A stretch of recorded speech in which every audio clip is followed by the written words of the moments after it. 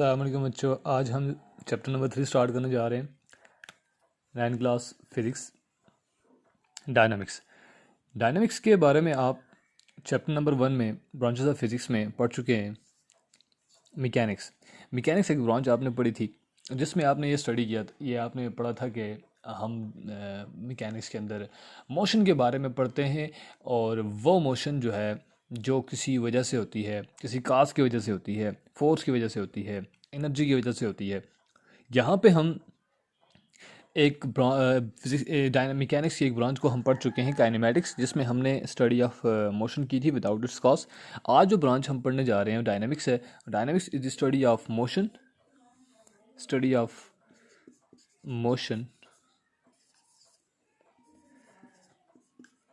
With its cause. हम motion की study करेंगे उसके काज के साथ।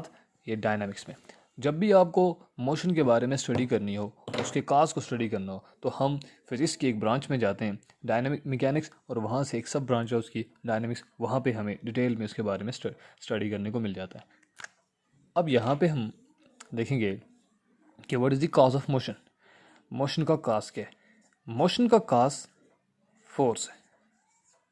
मोशन का काज फोर्स है। जब भी किसी ऐसी चीज़ को जो रेस्ट पर पड़ी हुई हो, हम उसको मोशन में लाना चाह रहे हो, तो हम उसको कैसे मोशन में लेकर आएंगे?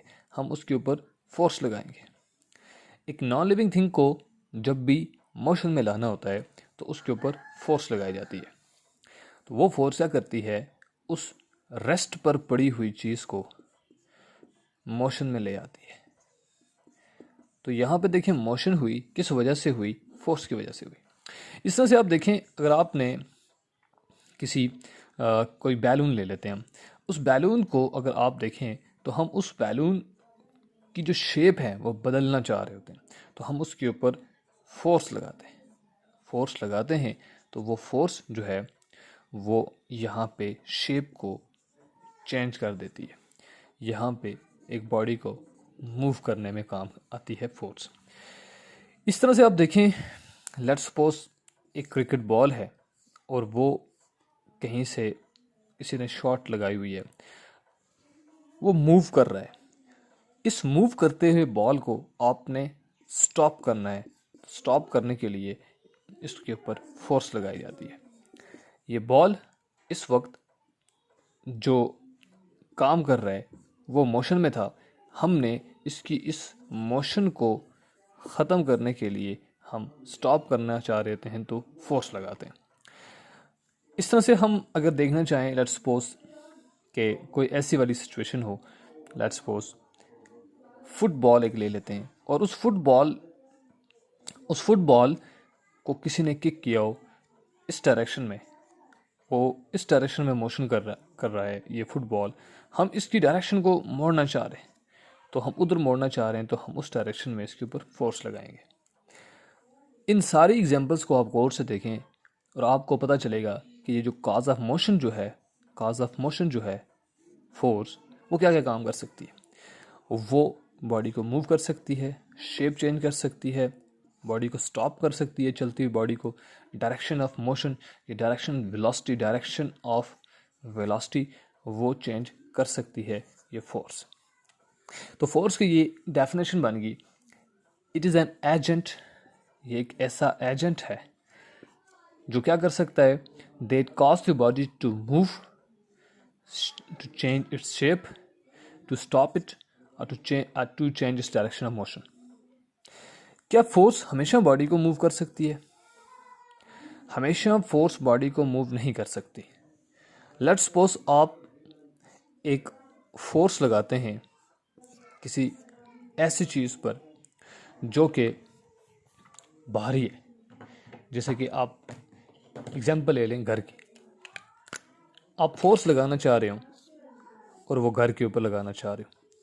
जब आप फोर्स लगाएंगे एक पूरे के पूरे घर पर, दीवार पर, तो आपकी फोर्स लगाने से, आप अकेले बंदे की फोर्स लगाने से या 10 बंदों के मिलकर भी फोर्स लगाने से एक घर जो है, बड़ा सा घर जो है, भारी सा घर, वो मूव नहीं कर सकता। यहाँ पे फोर्स तो लगी लेकिन बॉडी ने मूव नहीं किया, तो हम कह सकते हैं फोर्स ने बॉडी को मूव करने की कोशिश की, यानी कि it tends to move the body. लफ्ज़ टेंड्स का मतलब होता है कोशिश करना। शेप चेंज करने की बात करें, इसी घर के ऊपर फोर्स लगाएं, क्या इसकी शेप चेंज होगी? नो। तो इसका मतलब है force tends to change the shape of body. इस तरह से हम देखें, एक चलती हुई बॉडी को रोकने के लिए फोर्स काम करती है, क्या हमेशा रोक सकती है? आप एक चलती हुई गाड़ी को आप ले लें और उस गाड़ी को जब आप स्टॉप करने की कोशिश कर रहे होते हैं तो आप उसको स्टॉप नहीं कर सकते। ये कार जो इस डायरेक्शन में जा रही है मोशन में है और ये इसकी स्पीड हम ले लेते हैं 50 किलोमीटर पर आवर ले लेते हैं हम, तो इसको जब रोकने के लिए सामने एक बंदा खड़ा कर दिया जाएगा तो वो इसको रोकने के लिए फोर्स लगाने की कोशिश ज़रूर करेगा, लेकिन वो यहाँ पे इस चलती हुई गाड़ी को स्टॉप नहीं कर सकता, लेकिन ये टेंड्स टू स्टॉप ज़रूर करेगा। तो इस तरह से हम देख सकते हैं फोर्स जो है वो क्या काम कर सकती है। एक एजेंट है, एक ऐसी चीज़ है, एक ऐसी एजेंसी है, एक ऐसा एजेंट है जो बॉडी को मूव कर सकता है और tends to move change the shape of body और tends to change the shape of body, stop और tends to stop the body.